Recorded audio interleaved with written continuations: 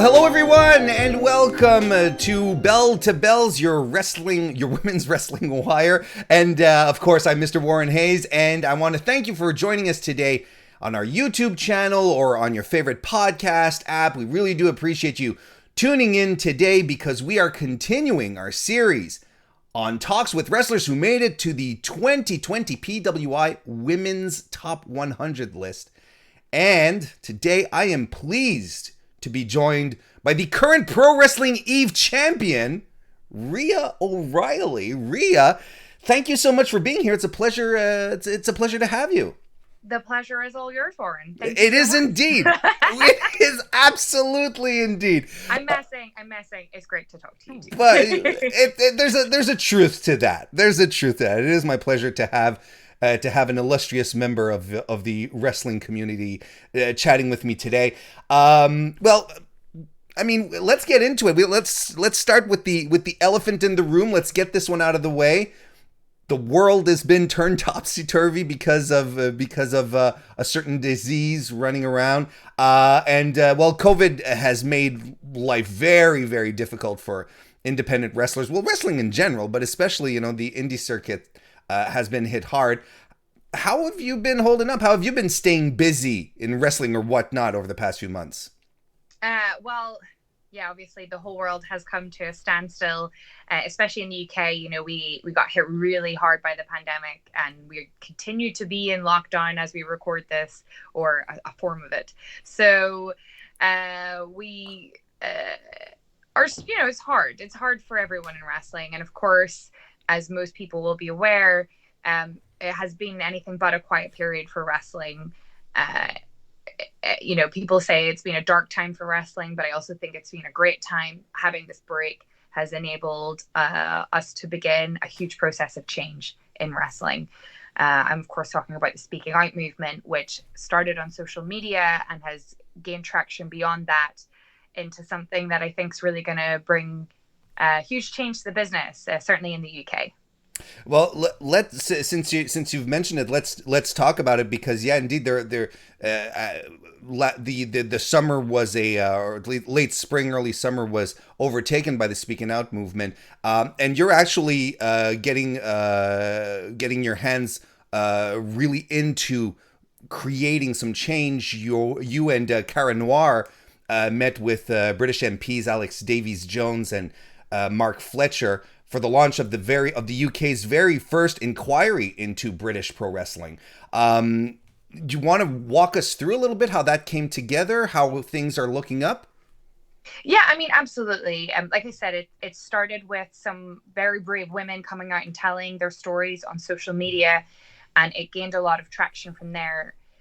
This wasn't something that was new to women in wrestling. We all knew that it was happening. I think some of us that have been around for a while thought, because there seemed on the face of it to be more equality for women in wrestling, that things had got better. Sure. But, we were wrong. And, now was the time to be able to make change while there weren't shows happening. So that, there's been a lot of steps taken. It started with, actually speaking to promoters and wrestlers and sort of trying to figure out, like, what do we think were the tangible steps that we could make to make things better. Here in the UK, we were very lucky to have Equity, which is the Performers Union, really support us. And they helped us to come up with an initial 5 pledges that we wanted promoters to sort of adhere to and able to make a safer work environment for everybody, which was really a fantastic first step.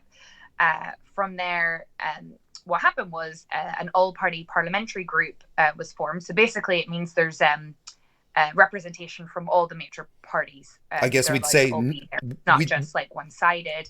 Sure.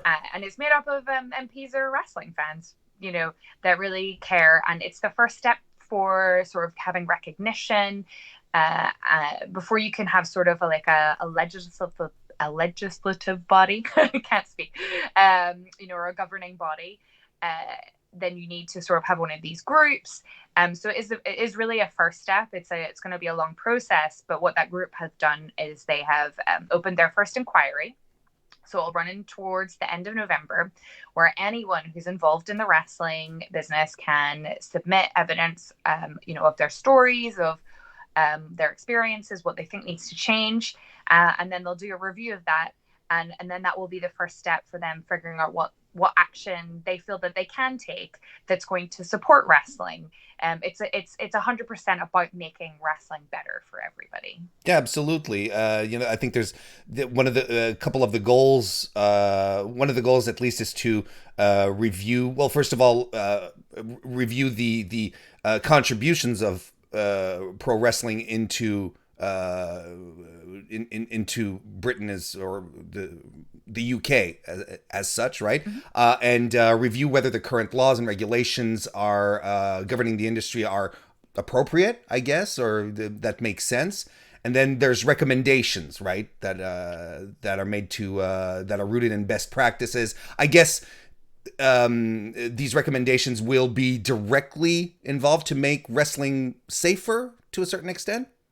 I mean, that is the intention. I mean, anything that involves sort of like lawmaking or changing things like that, it takes a long time. Mm-hmm. But that's certainly the plan is that to, start that process and, Sure. and figure out what we can do. I think wrestling everywhere globally has this issue where uh, some places want to recognize it as a sport, some want to recognize it as an art form. It lies in that sort of murky in between as sports entertainment, it markets itself that way. Mm-hmm. So I think for a long time, that's why, there has been no regulation. It's been said a lot, like wrestling is a bit like the Wild West. Certainly in the UK, there are no rules and regulations. So just, having basic things like ensuring there is a paramedic at shows is, Sure. things that really, are normal at MMA or boxing or any other like high risk activity, but we don't have any requirement for anything like that. So yeah, it should really make things better, and it'll be better for fans too, because they'll know that the people that they're watching and being entertained by are like being looked after, and I just think that makes for a happier environment for the fans too. I agree, and it'll be interesting to see how it goes on, because I think as fans, more and more we're moving forward. Moving forward, we want to support wrestlers and promotions, or companies, whoever, who are who take care of themselves, or who represent our values to a certain extent. And I think there's no reason anymore for wrestlers to go out there and destroy their bodies over a 5-year period and then no longer be able to do anything. I think there's good in this, in creating longevity for people who get into pro wrestling, and create something for them even after, maybe, because eventually the years do catch up regardless, right? Absolutely. So there needs to be something after that as well. So I will be keeping a close eye on this. This is very, very interesting, very positive stuff. But you know what else was positive? The fact that you're currently in your over 400 days as Eve Women's Champion right now. Right. It's your third reign as Eve Champ, and you've competed in a bunch of events, a lot in Pro Wrestling Eve, right? You've done the She Won, you were at Wrestling Queendom, of course. You even made it to the Eve Tag Team Title semifinals for the tournament, for the tag teams. You made it to the semifinals as well. I mean, you're one of the names who are most closely associated with Pro Wrestling Eve. What makes Eve so special? Well, I mean, for me, Eve is always going to be extremely special. I made my debut on their debut show, so their history and my history are very intertwined. I think that Eve is special, and it's important because it is a platform for women at a time when women's wrestling, was sort of like a gimmick match on Sure. the show. Eve came about, and all of a sudden you didn't just have to be like the woman that did backflips and look pretty. Not that there's anything wrong with that at all, but that wasn't your only option. Now you could be like the brawler, you could be the comedy wrestler, you could be the technical wrestler. There was room and scope for every kind of wrestler for women as well. And so I think it came at that really important time. It became a pinnacle belt for women to want um, to be the champion. To be the champion of Eve, I think was sort of a sign that you were at the top of women's wrestling in Europe, and so it's continued to hold that special place, and there are more opportunities for women across Europe now, which is fantastic. But I think it'll always hold that special place. It's always fighting for equality and trying to make the world, like you said, like a place that matches the values of its fans. Sure. And I think they strive to do that, and it makes it really special. It does. It does. And I mean, you mentioned it. There's a lot of women's wrestling happening in the UK and Europe. There's a hotbed. I'd even say that the UK scene, as far as women's wrestling goes, is fantastic. What's the secret? Absolutely. What's going on? What are y'all drinking? What's in the water? I think just, as these opportunities began, then it encouraged women to want to work harder. Okay. And realize that there was somewhere to go. I think certainly as well, when there was a little bit of a lull in women's wrestling, and then, people like myself and Nikki Cross and Kaylee Ray and Viper were making those international journeys. We're going to America, we're going to Japan. And all of a sudden, like, women in this country were like, oh, okay, actually, there are places we can go and there are things we can achieve. And I think that it started to open up a lot more opportunities. And like you said, we're just, having sort of a really amazing time with talent in this country. Mm-hmm. When I started training, I was one or two women at training. And now, when I run a class at Eve Academy, I could be training up to 30 women. Wow. And I never thought I would have 30 women who want to train in a week. So, there's been I think Eve has been a part of that. Certainly, having that platform where you can see all the different kinds of women being represented really inspires others to want to do the same. I mentioned it a bit earlier, right? You're over 400 days as in your current reign as Eve champ, third reign. Who's left to beat in Eve now for you? Like, who would you like to face in your next defense? Let's put it that way. Well, I mean, I who knows when that may be. I'd love to give Viper a rematch since I beat her for the title. It was a very short match. Mm-hmm. Can't tell you why. Just, I beat her really quick. No comment. But I would like to really see it. We never had like that proper one-on-one match, and I think we could really tear it up. So I'd love to see Viper come back and see if she can reclaim that title. Oh, well, I mean, I'd be okay with that. Absolutely. That would rule. But I also have a bit of beef with Jada. So I happily beat her up any day of the week. And I'd also love to kick Laura Di Matteo's arse again. So, I mean, like you said, who is there left to beat? Any contender, come my way. I want to wrestle everybody. So, whoever wants to go, come have one. Well, there you go. And these are all names that, I'd be completely okay with seeing you guys go at it. That's fantastic. Now, we're talking a lot about Eve, but you have done stuff outside of Eve as well. You've competed for Shimmer. You fought in tournament finals, 3-way matches for the interim Heart of Shimmer title. I mean, do you have any sights on any other titles? Like anything else you'd like to go after? Oh, I mean, all of them. I love shiny things, so I would like to have all of the gold. So, I mean, yeah, Shimmer's really special for me too. Yeah, Shimmer was like that was the goal for me. When I started wrestling, it was have a match at Shimmer. Like, if I did that, I would have achieved everything in wrestling. And then I got there, and it was amazing, and it was the best experience. And I love being there. That was one of the really heartbreaking things about this whole pandemic was I was like weeks away from coming back to Shimmer when it kind of became apparent that trip's not going to happen. And then I think in all of our heads we thought, oh, 3 months, everything will be back to normal. Yeah. I can't wait to be out at Shimmer in October, but it's also, not a reality. So Yeah.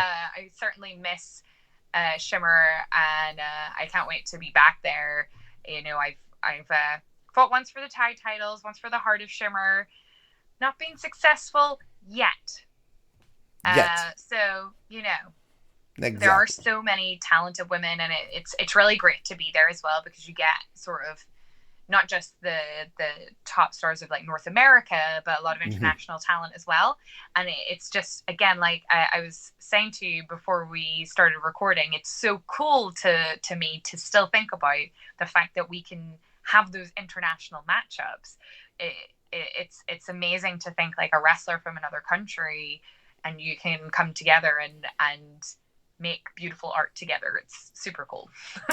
It is very cool. I mean, and it's crazy how, to a certain extent, the planet before all of this felt so small, but now suddenly it feels so divided. Yes, exactly.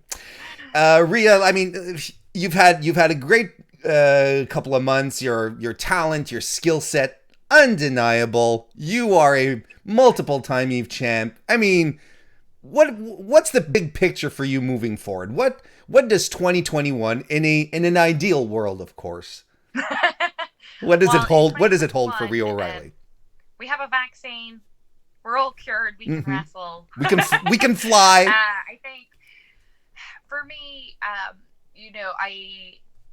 I love this more than anything. I've missed wrestling so much, and I feel like I think like in some ways I've had this sort of tough run over the last few years, and like this is, these things come in threes. I had an ankle injury that took me out for nearly a year. I came back. Then I had a knee injury that took me out for 9 months. Then I came back, and for a third time I was getting that momentum going, and then a pandemic hit. So I'm like, okay, these things come in threes. I'm really excited just to sort of get back and really just have like that run that is gonna like sort of elevate me and continue to sort of inspire me to like be better. I think every time you wrestle someone new, you learn new things and you develop skills. Like that is one of the beautiful things about wrestling, is that you never stop learning, and every experience you have teaches you something. So I just want to continue to like grow and be the best performer I can be. But more importantly than all of that is going to be continuing the work that the Speaking Out movement has started. It's so important to me to leave wrestling in a better place than when I came to it. Sure. And I really think we have an opportunity to do that here. It's the job of many people, and it's going to take a long time, but I really want to make sure I can contribute in any way I can, because enough people have had bad experiences. Like wrestling is supposed to be fun. We do it because we love it. And I never want someone to be driven away from something they love for things that really shouldn't be happening, that should be managed. And so more than anything, I just want to make wrestling safer and happier for everybody. I don't know how anyone can argue against that. That makes too much sense. Thank you very much. Yeah, thank you very much for joining me today. Congratulations on ranking on the top 100 as well. It was a pleasure to talk to you. Thanks, Warren, and have a really awesome day. Oh, well, thank you, and same to you. And we hope everyone watching or listening right now has a wonderful day. If you're listening to this on YouTube, do the like and subscribe stuff. You know how that stuff works. I'm Mr. Warren Hayes, everyone, and we'll see you next time.